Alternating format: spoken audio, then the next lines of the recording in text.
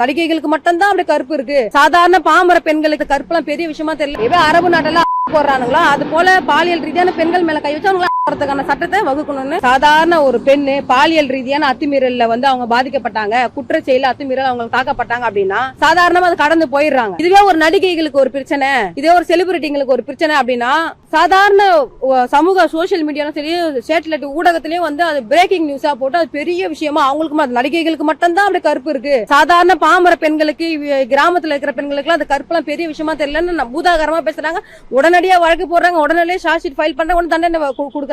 அப்ப தொடர்ச்சியா ஆளும் கவர்மெண்டா இருந்தாலும் சரி, இதுக்கு முன்னாடி இருந்த கவர்மெண்டா இருந்தாலும் சரி, பாலியல் ரீதியான தாக்குதல் எந்த ஒரு பெண்ணுக்கு நேர்ந்தாலும் உடனடியா காவல்துறைக்கு ஒரு உத்தரவு போடணும். ஒரு தனி அமைப்பு அவங்களுக்கு இந்த பாலியல் வழக்குகளை விசாரிக்கிறதுக்குனே ஒரு அமைப்பை உருவாக்கி 1 மாதத்துல அவங்க சார்ஜ் ஷீட் ஃபைல் பண்ணி 3 மாதத்துல அவங்களுக்கு தண்டனை கொடுத்து அவங்களுக்கு தண்டனை கொடுத்து சாகடிச்சணும். தண்டனை கூட சட்டத்துல மாற்றம் பண்ணணும்.